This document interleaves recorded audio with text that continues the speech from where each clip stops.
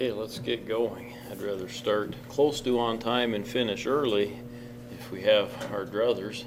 I see we're a few short today, but everybody's kind of dragging in for whatever reason other than Angelique and Kayla, so kudos to them. I have been known to do 8 a.m. quizzes if we get in the habit of being a little bit too dragging, so let's not get to that point, please. You might pass that on to the ones that aren't here because they're the ones that would be most affected by that. So, okay, let's first take a look, go over last week's assignment. Okay. And I don't think I've been in and looked at your guys's yet. I glanced at a couple of them, I think. I don't think I've put any comments in there. So, I take that back. I think I did look at a few of them. Did I grade some of your guys'? I don't remember. Okay, I think I have looked at a few of them, and maybe I, once again, might have put some draft things in there that you guys wouldn't be able to see, but at this point. So, question number 1 was Digby had the highest profit, but Chester had the highest earnings per share. Why? I thought that one was throwing you a bit of a bone there because we've been talking about that quite a bit. And simply put, Digby sold even more stock, right? They have, I think, by far the greatest amount of stock outstanding. We can go take a look. This is round 3, but I don't think it's changed. 2.8 million. Baldwin's not too far behind. Now, they might have sold some more this round. I'm not sure. 2.7 million, but 2.8 million. So they've had a 40% increase in their stock outstanding. A little better than 40% since the start of the game. Okay, that in technical terms, or in terms that they use, that dilutes the stockholder base, right? It's kind of like you dilute something with water, right? You put more water in it, it kind of spreads it out, and so that's basically what we're doing there. And thus it dilutes earnings per share, making earnings per share even smaller. And so I'll repeat, there can be some good reasons to issue stock. If and only if, I think it's a part of a bold strategic plan. Okay, none of you, including the computer teams, is even close to what I would consider bold. Okay, I'll be even more succinct here. I would never consider selling shares unless I had exhausted all my other financing opportunities. Now that we've gone along a little bit, okay? Why? Because what are my other financing opportunities? What else could I do?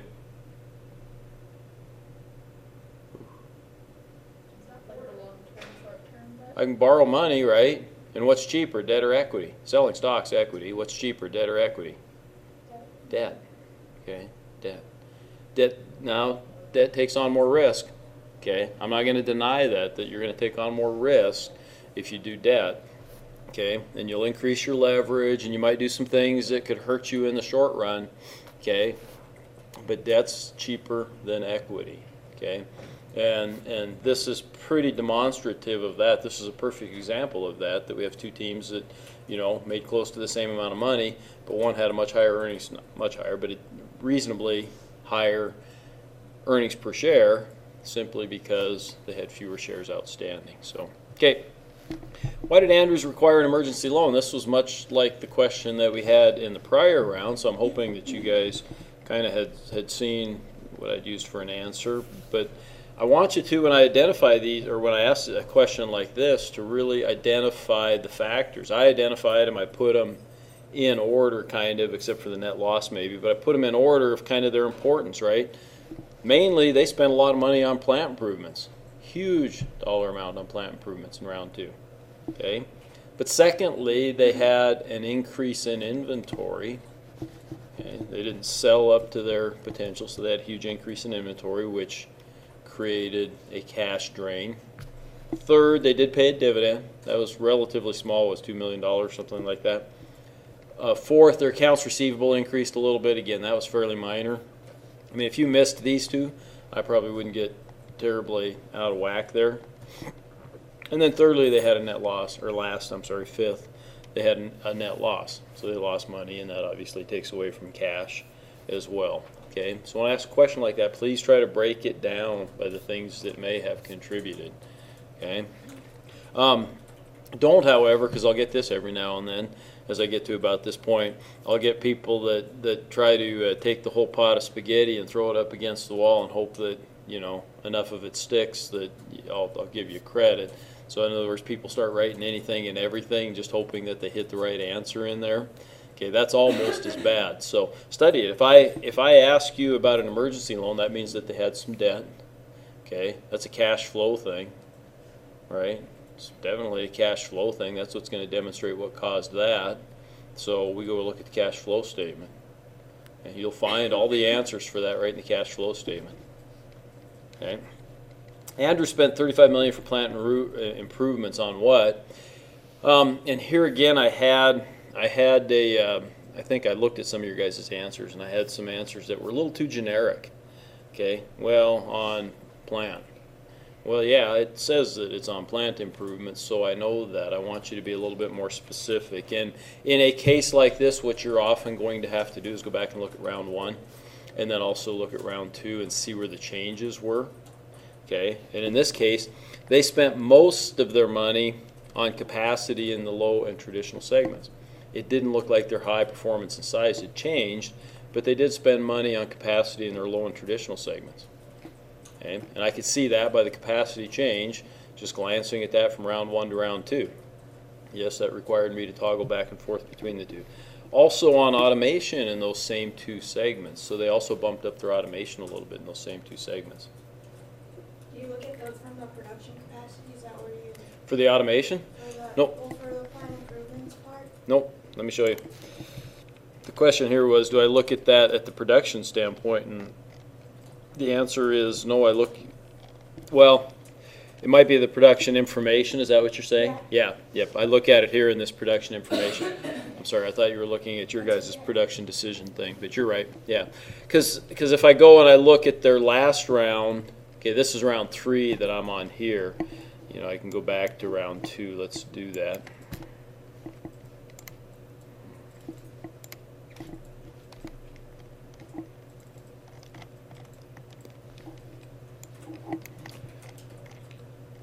So round 2, they were at 2184, 1942. But what were they at in round 1? Well, without going back, I'm going to tell you, I think they were at about the same here as Bede. Actually, it's not, I don't think. I am going to go back. So 1942, 1942, 2184. If I go back to round 1.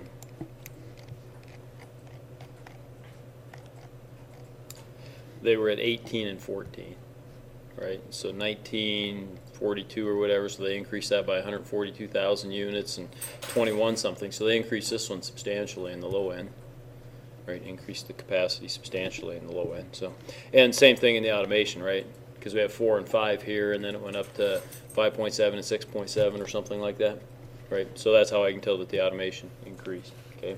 And that's where they probably spent most of their money. Okay.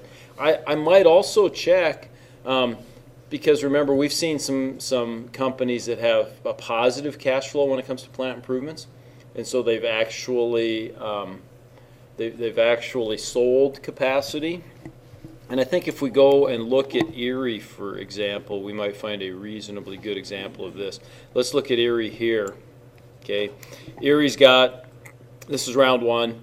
They'd already reduced their capacity here in the traditional end a little bit, right? Instead of, started out at 1,800, because I think this was what you started at, 1814,966.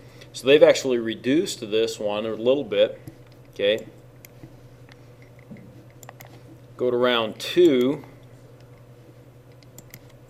and Erie, the computer team.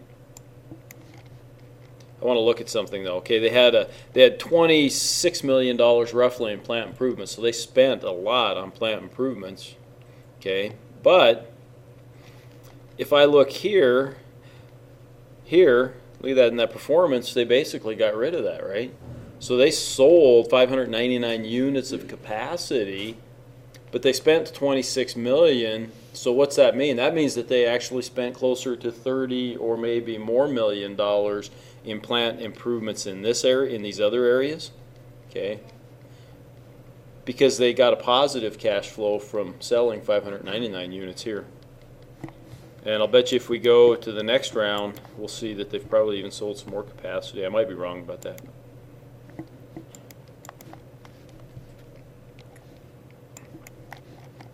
But let's go take a look.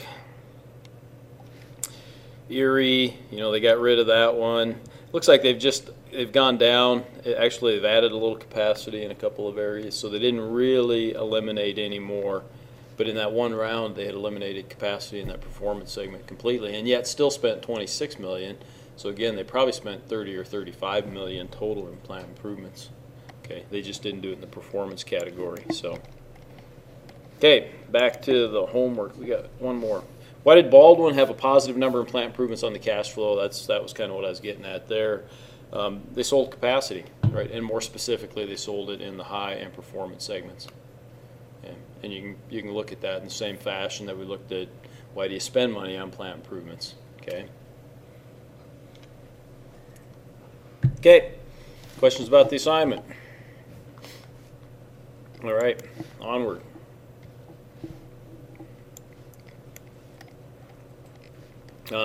You guys want to know who won?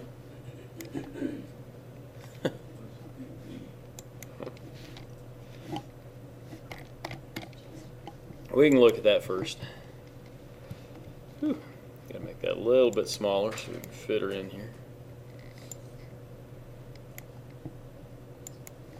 Oops, went the wrong way, sorry. Okay, let's scroll on down and see what we got here. Red numbers usually aren't good.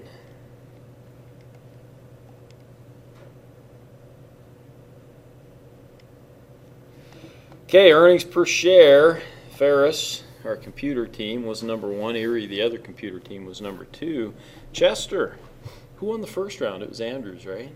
Digby won the second round. Just so we're kind of okay. Chester had the best of the student teams here. They also had the best ROE of the student teams. Once again, however, behind Ferris and Erie. Ooh. They had the best overall contribution margin, so they get a big 10 there. Okay. Ferris had a relatively small contribution margin, kind of surprisingly. But Ferris had just all kinds of sales, didn't they? So what do you suspect they did? They had lots of sales, but they maybe sacrificed contribution margin to achieve those sales. It's possible.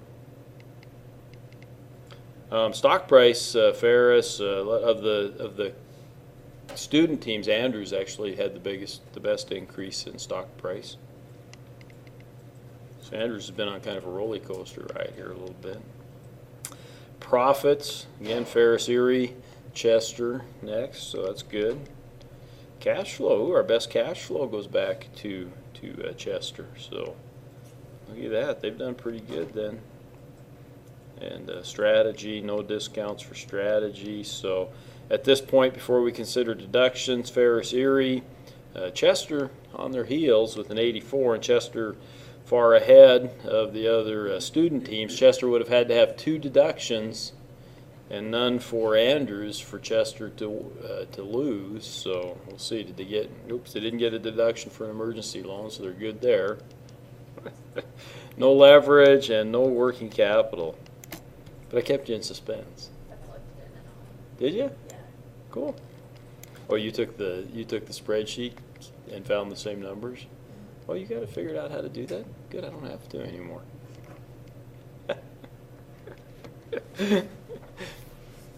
Everybody hear that? Mikkel figured out. She just took the spreadsheet and knows where to find the analyst numbers, and they're not a secret.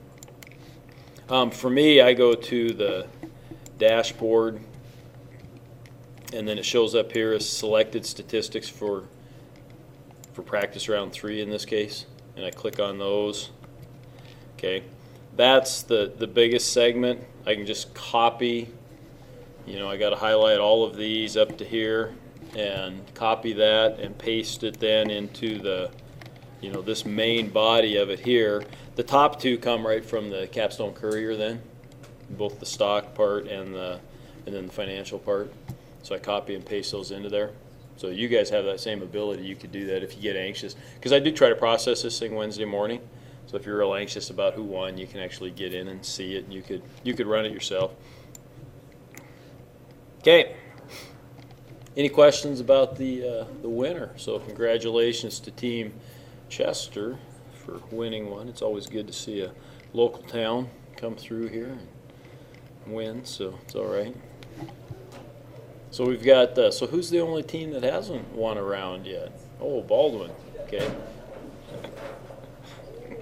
Valentine's looking around. No, it's you guys, actually, Valentine. Yeah, you don't have to. Okay. Huh?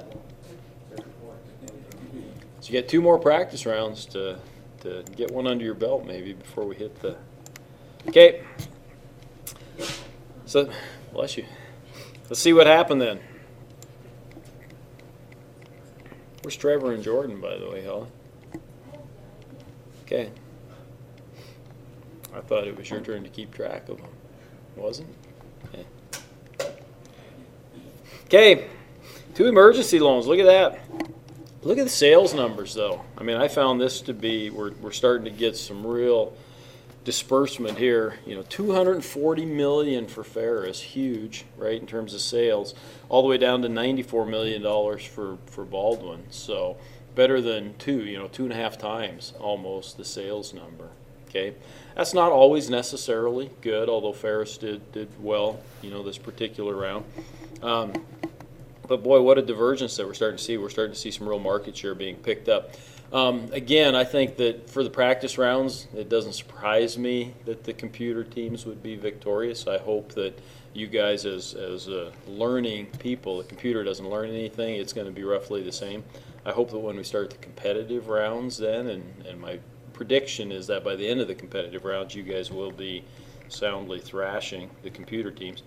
Earnings before interest and taxes. We got, look at that. Ooh, that's a good question. I should have put that one on there.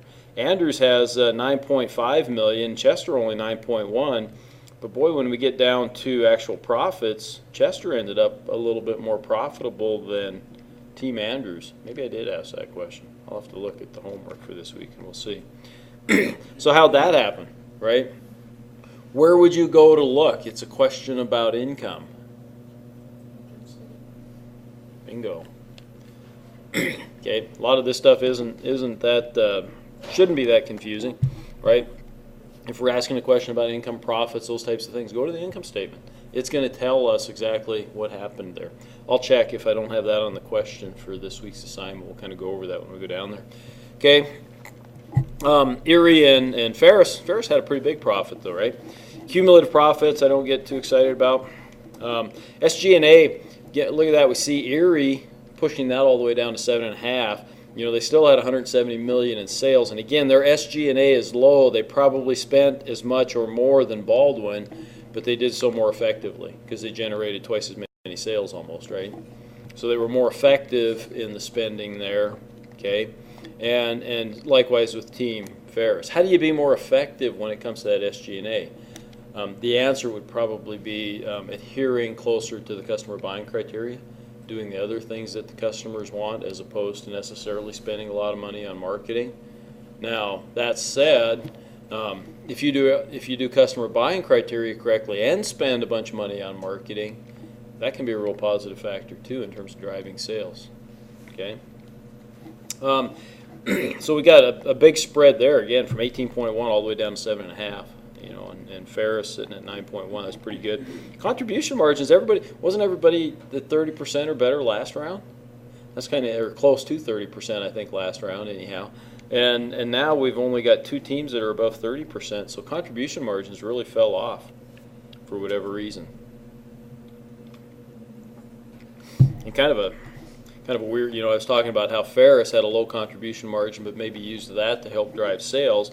But on the other hand, Baldwin has an even lower contribution margin and it really didn't effectively drive sales. So, okay. Stock. Andrews is the only team that hasn't sold stock. That's interesting. Okay. Really interesting. Okay.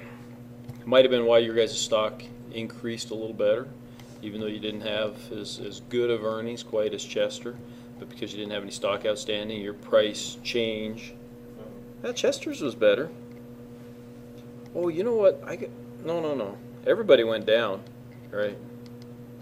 Everybody went down except Ferris. Isn't that interesting? Everybody went down except Team Ferris, and they didn't go up that much. So yeah. So Andrew's stock price change was a little bit better because it didn't go down quite as much as Team Chester. So, okay. And again, part of that might be because fewer shares outstanding. It's possible.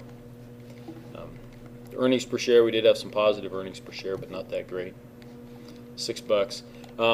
When I looked at the ROEs up here, didn't we have much bigger ROEs last time? Weren't we up in the, some high teens and maybe even 20s or whatever? So it could be a simple fact that it's getting more and more competitive. Okay, that's very possible that you guys are just getting more competitive. You're finding that it's a little harder to drive profits. We'll see. My prediction is that these will start to expand again, maybe. Okay. Bond market: Digby, Erie, Ferris using some debt. Andrews, Baldwin. Baldwin has used some. Chester, none. Okay, Andrews doesn't look like any. Cash flow, incomes and losses, depreciation. Look, we're getting a real difference in depreciations now. Substantial when we start talking from $12 million for Erie down to about half that for Baldwin. All right, so we're seeing a real difference there. A lot more investments. You can just assume that when you look at that, you can say that Erie's made a lot more investments, right, in plant and improvements versus Team Baldwin. Other big factors here, Digby had a huge increase in inventory, killed them this time, right? We see a lot of teams had big decreases in inventory, which were to their favor. Andrews and Chester in particular, Ferris a little bit as well. Accounts receivable, no big deal. We still, look at this. Look at the two computer teams. Okay, $47 million in plant improvements for Ferris, $41 million for Erie. Digby, $20 million, kind of a lot compared to the rest of the student teams, but quite small actually as compared to the computer teams, right? Relatively small. Nothing for Chester. Very small improvements for Andrews and Baldwin. So Andrews still paid a dividend, no other team did. We still see three teams selling some stock, interestingly. Baldwin, hate to pick on Baldwin, but you guys sold $8 million worth of stock, so you added $8 million in cash, and you got $50 million in cash. Okay, so you spent a lot of money to add to your bank account and dilute your earnings per share and your ROE. Yeah.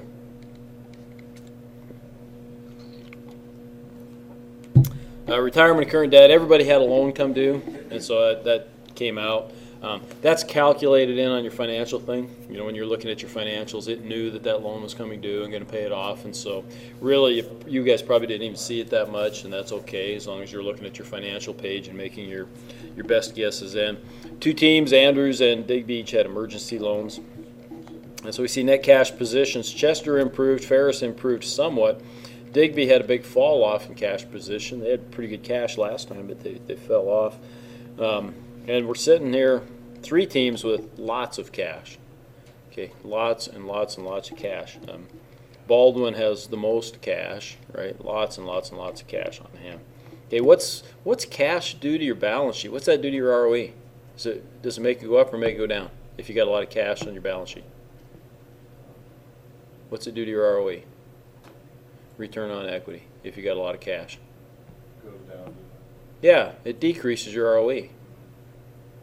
Okay, decreases your ROE big time if you got a lot of cash like this. Okay, because it becomes an asset, right? And then it becomes a part of equity, really. Okay, so you could get rid of, take a look, and this might be a question that I'll ask further down the line, but if Team Baldwin Who was I looking at? I'm going to look at, yeah, we'll look at Team Baldwin. Okay, they've got total equity of $65 million, right? 50 million of that almost is in cash. Okay, now if their account was at zero, and there'd be nothing wrong with having an account at zero, right? Okay, you're not in the hole. You know, let's just say you're around zero. Maybe you got $1. Okay, what would your equity be? Your equity would be about $15 million. Now, you guys didn't make money, but let's take a look at Chester because it's kind of close, right? They're 48 million, 70 million in total equity. So they could have dropped their total equity to $12 million, right, if their cash balance was at 0 or $1. What would that do to their ROE? Their ROE would be huge, right? They made 2.4 million roughly, so their ROE, well, not huge, but it would have gone up to about 20%. That'd be a nice ROE, right? As opposed to the 5% or whatever that it's sitting at. Okay, so it can have a huge impact. Now, would I suggest something like that? No, because Chester would have lost because they'd end up with too much leverage. They'd end up with too much, not enough working capital. Okay, so there's some other negative and risky things that would be involved in that. So I'm using the drastic numbers there just to make a point. I'm not saying that that's what any team ought to do. Now, on the other hand, is $50 million in cash at this point in the game quite a bit of cash? Way more than you probably need on hand? Oh, yeah. Yeah, way more than you probably need on hand. Okay? Cash is not king. Okay, I hate to say that, but at this point and in this game and really in real life, cash is not necessarily king. There's a lot of real companies in real life that right now are afflicted with too much cash. Apple being one of them. They got 170, I think is what I heard, $170 billion worth of cash on their balance sheet. Man, that kind of stinks, right? I mean, it's nice, but what are you going to spend it on? You know, you can't buy any more companies because there's none out there to buy that fit within their deal, right? Research and development, well, yeah, but they're already spending 10 or 15 billion a year on research and development. How much can you spend? Okay, so all of a sudden you start scratching your nose, and Steve Jobs he even had an appointment and had lunch with Warren Buffett to try to figure out what to do with all the cash. Warren said to buy back stocks, so Apple's doing that a little bit, but not in the extreme. They are paying a dividend now, which they didn't up until the last couple of years too. So, okay, capacity. Yeah, look at this. The two computer teams that are what we would say kicking butt at this point in time are really the only teams that are using their capacity. Okay, because you remember you can make double. Okay, and they're using double. Digby, yeah, using a little bit more than their first shift capacity, but our two teams that are just kicking tail are using their capacity. It's kind of it's not an intuitive thing because you look at the numbers and you got to pay time and a half, and sometimes that just drives you crazy, right? Okay, but you're paying time and a half on a lesser facilities. You got lesser facilities to take care of. Sometimes pushing that pencil and making that make a lot of sense requires a lot of work. Okay, well, you don't have to do that work. You can just kind of look at it in general here and say, wow, I got all that capacity. Why shouldn't I use it? Why should I leave a plant idle when I don't have to? Okay, if I can make the sales, if I can sell the product. Okay, that's another big deal, if I can sell the product. Now, should you have some idle capacity at times in this game? Absolutely. Okay, because you're planning, it's part of your strategy. You know that 3 rounds from now you're going to need more capacity. You should probably not sell capacity and rebuy it later in the same segment. It may be perfectly appropriate. We've seen Erie do that. Sell capacity in one segment in order to purchase some capacity in another segment because that's what you're going to be focusing on. Okay, because that's your strategy. Okay. A little bit of inventory, not a ton. Decent sales actually for Andrews and reasonable inventory control. 10%, quite a bit in the high end. Really, they didn't sell too well in the high end. Baldwin didn't sell at all there, so they're getting out of the high end. Okay. They sold out in the performance size, so that's good. Chester sold out in high performance and size, so interesting. I wonder if they left any money on the table. We'll be able to find out here in a bit. Sold pretty well. Good inventory control on the traditional and pretty good in the low end. Wow, look at Digby. Oh, Digby's low end did not sell well. What happened? Well, what happened? Wow. It kind of looks like their coordinates are off. And their price, yeah, so they're not really well positioned, although positioning's not a huge deal in the low end. Their price is relatively high compared to everybody else in the category. Their price is definitely high. Because you got 20, you got 19 and a half, 21, $22.50 on their price, okay? So boom, no wonder Digby didn't sell. No wonder they have 1.5 million. How about in the traditional? They sold okay, you know, because you look at their traditional, you know, it's not out of line. Erie sold quite a bit more, and Ferris sold a little bit more, but they're right in there, you know. So what happened in the traditional end? You might just argue that they made. I mean, that would be a reasonable argument. Usually, I don't like that argument. Okay, they either made too much or they didn't do what was necessary to really push those sales. If they were going to, you know, if they thought they could sell that much, they needed to obviously do some more. Okay, either price-wise, all the things, you know, the customer buying criteria. So interesting. So lots of inventory for Digby. That's why they ended up with an emergency loan. Ferris, look at that, almost no inventory, and they sold what, 240 million or some dang amount. Erie, not much inventory. Okay. Erie is dominating in the traditional end. Why? You guys got any ideas why Erie's dominating in the traditional segment? How many products do they have selling in the traditional segment? 3 products in the traditional segment. Geez, no wonder you're selling quite a bit more, right? Okay. That makes a huge difference having that many products, because each product kind of stands on its own merits. You know, and if you sell 1,000 or more than 1,000 of each product, or 1,000,000, I guess it would be, you tend to drive your sales up a little bit, right? So it's dominating there. Okay. How's it doing in the high end, though? It doesn't have any products in the high end. Does it have any products in performance or size? Okay. So what's Erie's strategy? Third round, we should know by now. What's their strategy? Yeah. There's focus on the traditional segment. And the low. So are they a differentiator, or are they low cost? Yeah, low cost. Yeah, you can't really be a differentiator if you're in that niche low end. You got to be a low cost if you're in that low end. Okay, it's the only effective way really to look at it. So we know that Erie is going to really push the low and traditional ends. Okay, if we're going to compete down there, whether we have the same strategy or not, if we're going to compete down there, we better figure out what Erie's doing there, right? We got to compete against them. That doesn't mean that we have to beat them in terms of total sales, but if we want to get our share of profit, our share of stuff, right?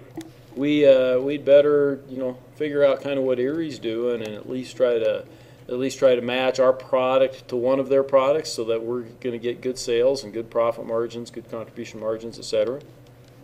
Everybody kind of sold pretty close to their actual potential, so there wasn't any oddball things there. It's just amazing that Erie had that kind of a potential. Look at that. Their potential was 43%, you know, and the next closest was not even quite 15. So 3 times. Again, 3 products though, right? So they have 3 products compared to 1 product, and okay, 3 times, yeah, probably. Makes some sense. Okay. They sold out of one of their products. You know, price-wise, it looks like they're even, well, their EAT product was pretty low. I wonder what's going on there.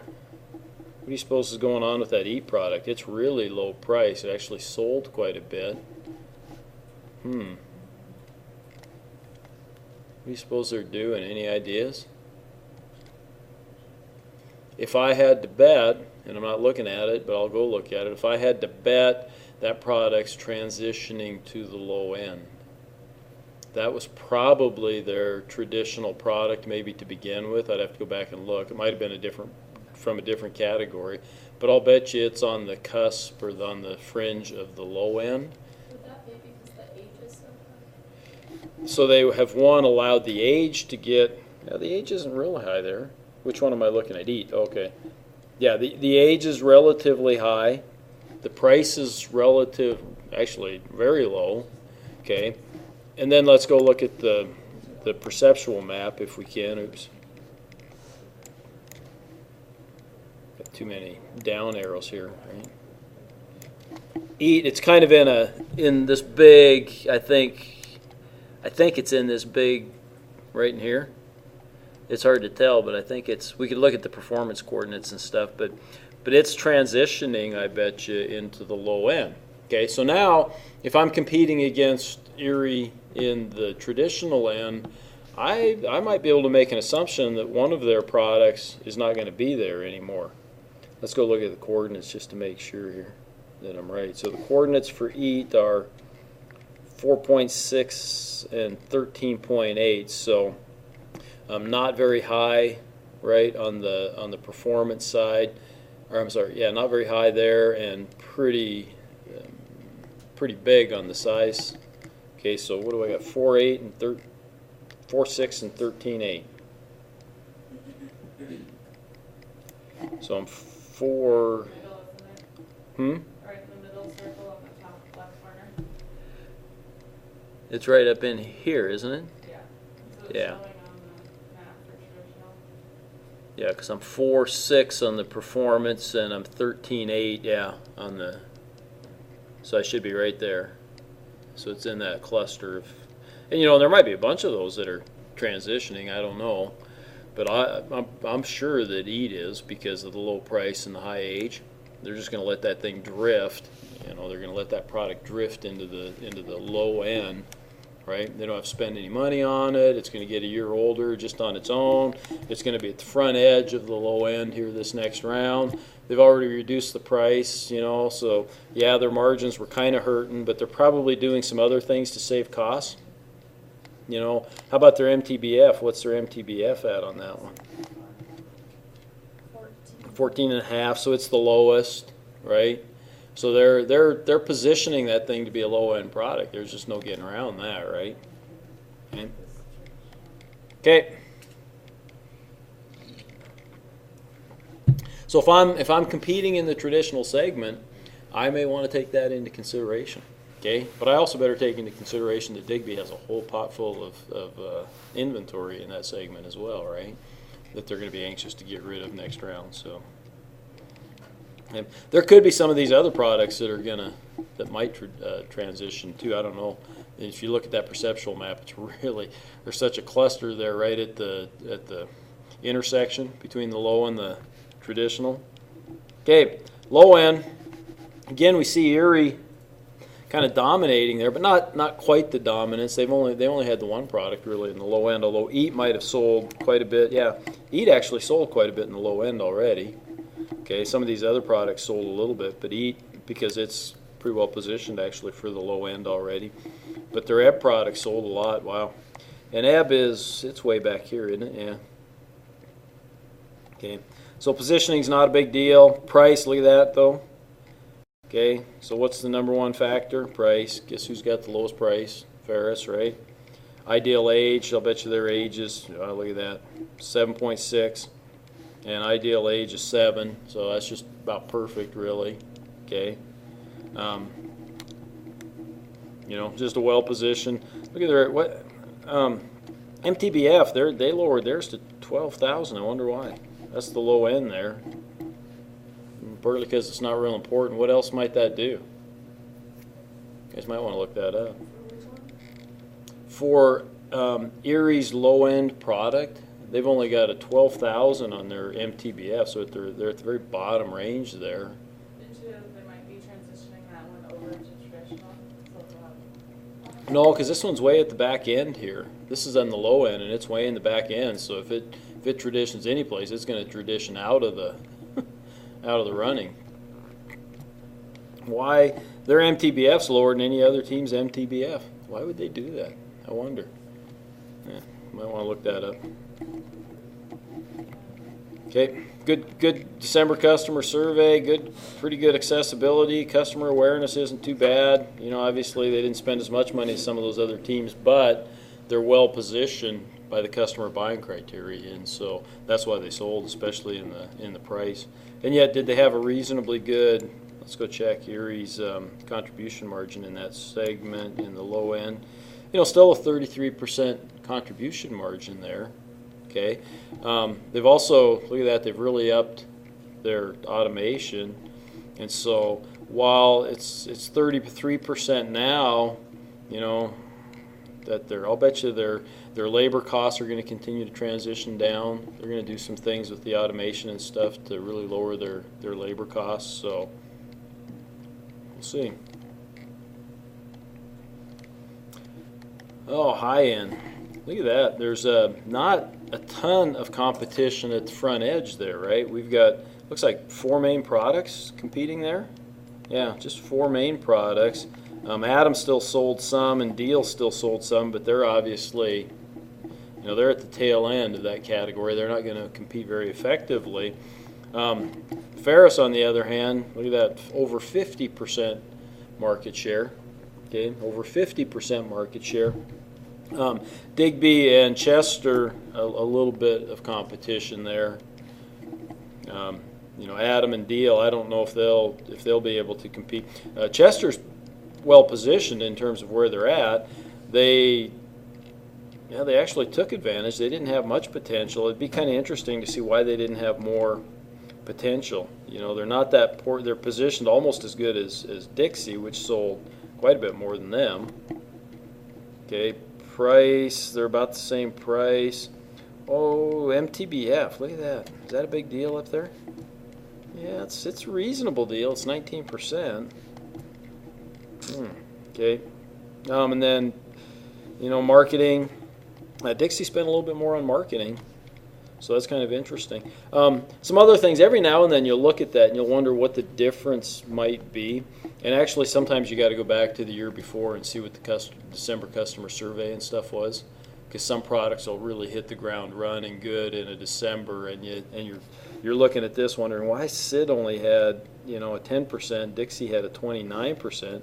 You know, again, they're fairly evenly positioned. The MTBF could make a difference. That would be worth looking at. Okay, the age, maybe a little bit of a difference, right? Because it's quite a bit higher age, and so there's some little factors that could make a difference. But we might also look at the customer survey from last year, because that could make a difference. Okay, performance, Ferris dominating. Okay, not surprising. You can just look at the perceptual map there and say, oh, looks like Ferris is way out in front there. And again, you know, 40%. We've got some other teams kind of competing, though, that get reasonable market shares there. Even though Ferris is really out in front in terms of its location, these other ones are, yeah, they're in there. A lot of them sold out. Aft is the only one that didn't sell out, and it had the worst positioning. So it's not terribly surprising that it didn't sell out, but it still sold pretty good. Okay. It might, well, there wasn't a lot of, I mean, Aft didn't, it took a little bit of advantage, right? It took a little advantage of the situation because its actual was a little bit higher than its potential, 5%, which is significant. So it got a little bit lucky that other teams didn't make enough. Size, almost a duplicate of the performance, right? Ferris is dominating. We see other companies, other products kind of scattered all over that category. So it's kind of interesting. 42% though they have. So what's okay? Now that we've hit some of these, what's Ferris' strategy? Of the 2 main strategies, let's put it this way: differentiation or low cost. Which one are they? They're differentiation. Absolutely, they're competing in the high ends, right? Okay, and they're still selling some stuff in the low and traditional. In fact, they're doing okay there. Okay, it may be a little bit too early to say that they're a niche differentiator or they're a broad differentiator or they're a life cycle differentiator. Maybe a little too early to say that. Okay, but they're a differentiator. Okay, there's absolutely no question that they're a differentiator, right?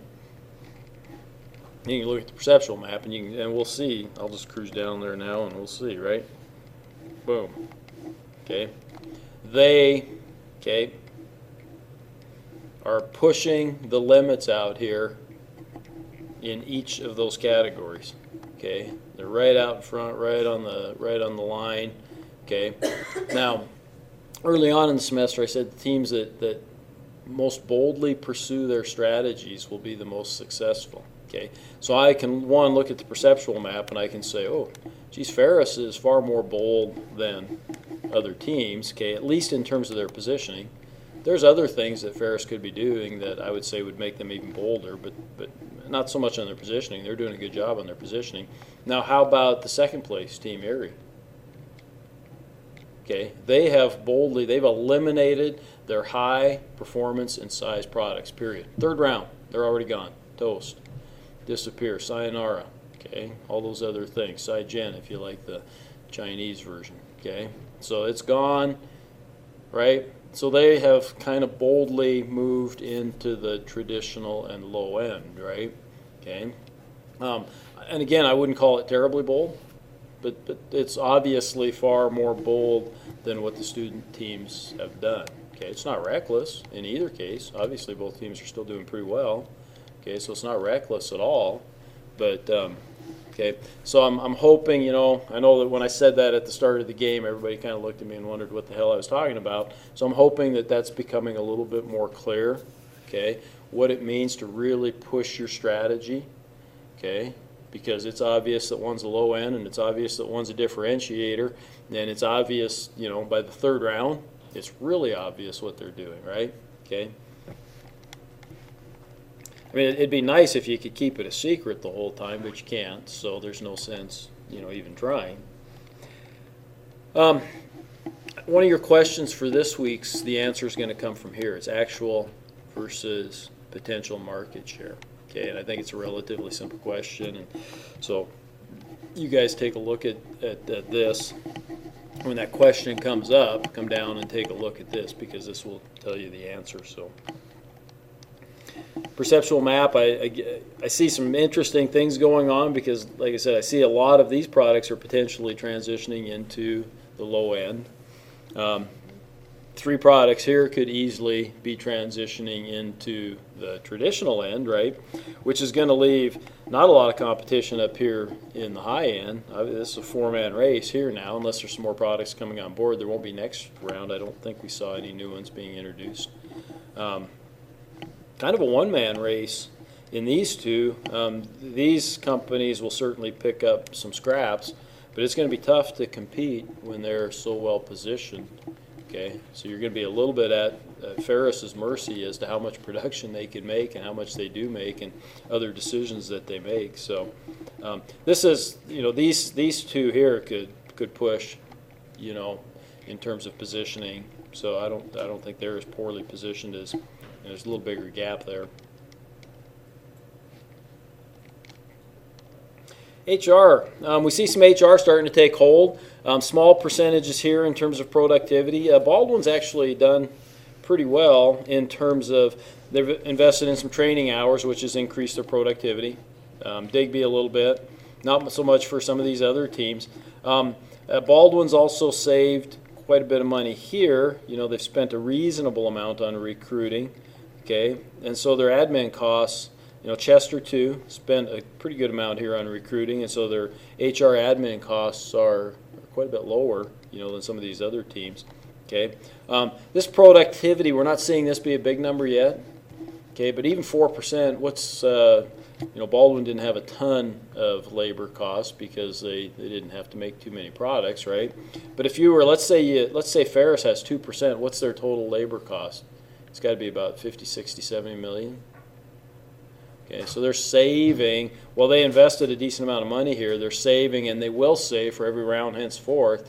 At this point, $1 to $2 million per year just in saving labor costs there. Okay, that's going to be every year. Now, if they keep investing in this and keep increasing that amount, think about 10%. If they get that up to 10%, they'd be saving. And keep in mind that your staff or your labor costs are going to keep growing as we sell more stuff, right? 10% here would say 5, 6, 7 million. How about 20%? 10, 11, 12 million per year. Okay, so there's some potential there that I don't think's been realized yet.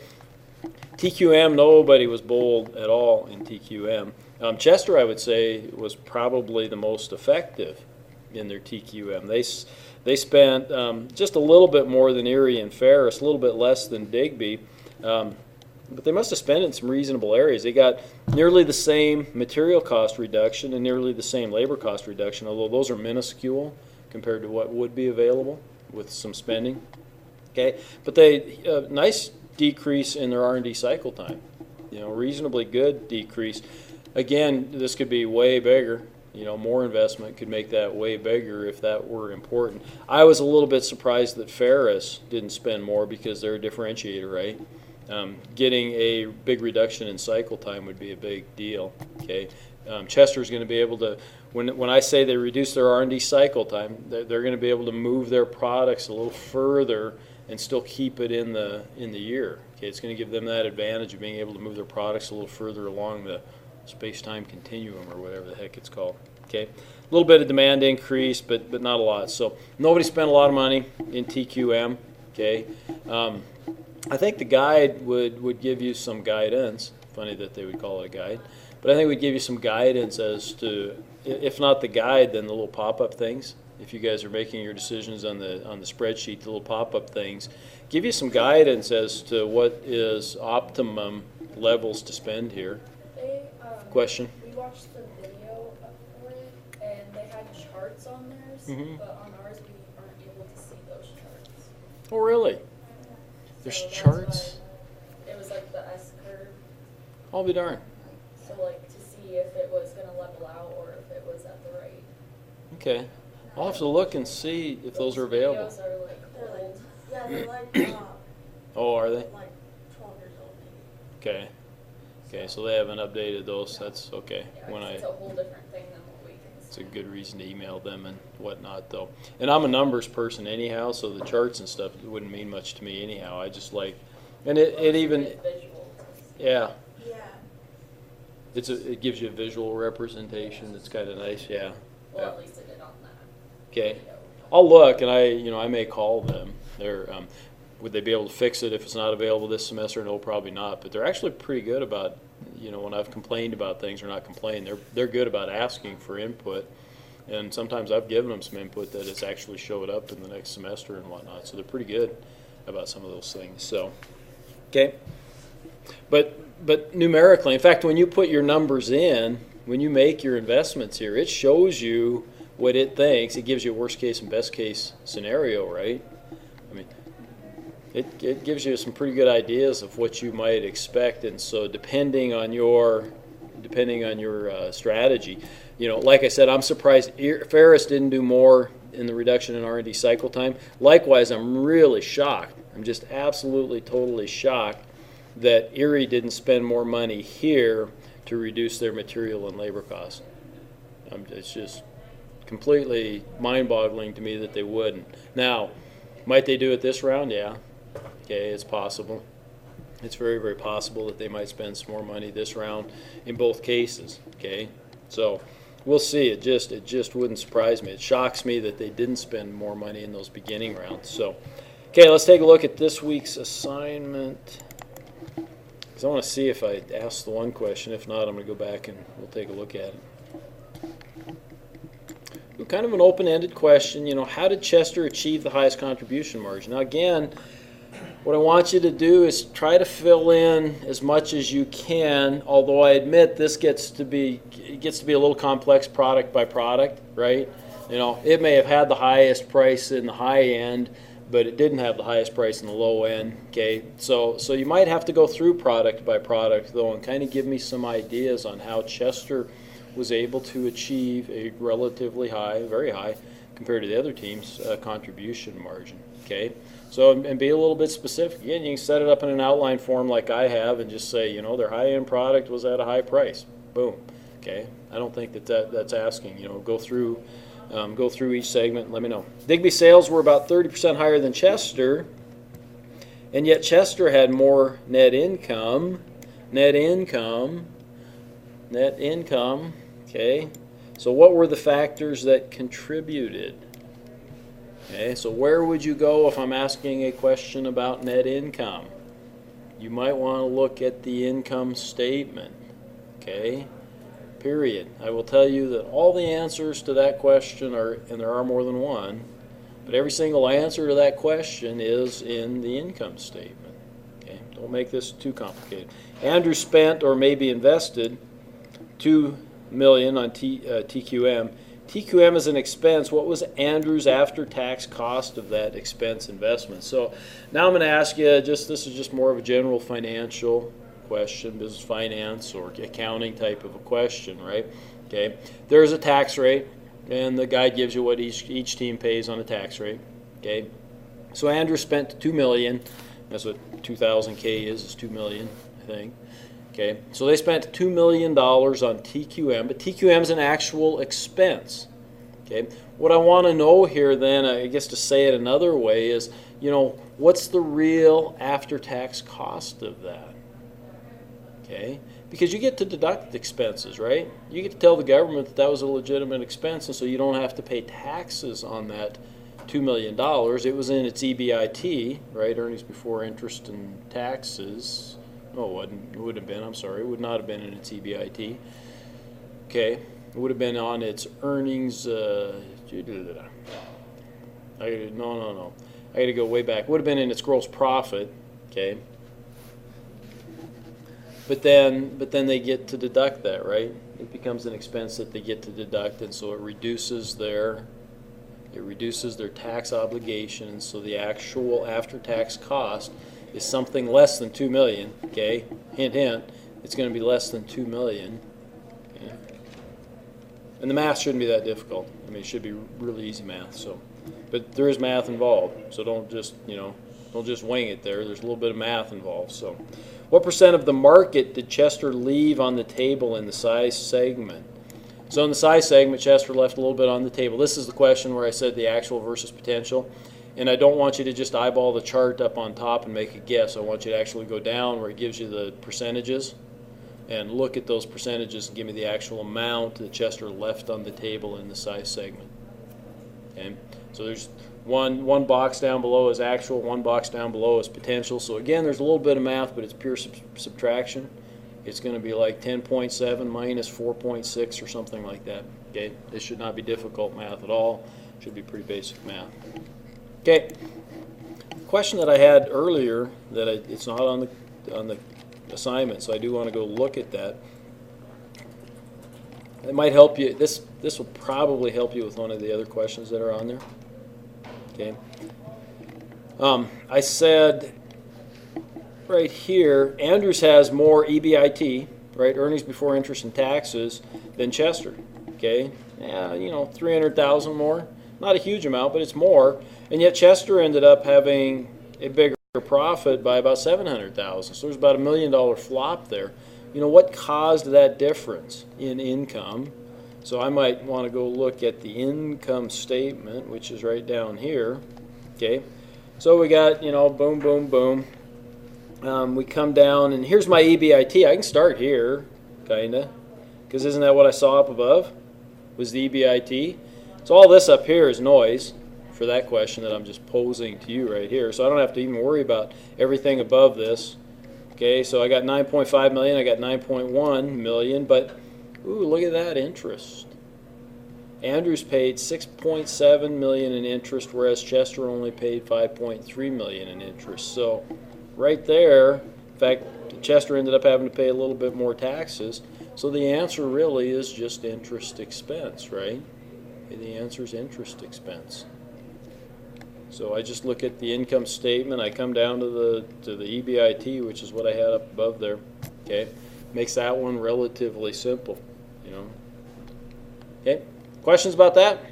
Questions about round 3? None. Okay. You know what your questions about the assignment? Okay, the assignment's due Tuesday before class. Okay, please get it into the Dropbox before class is my preference. Right? Okay. If not, see you guys on next Tuesday then. Some of you I'll see before then, but next Tuesday for most of you.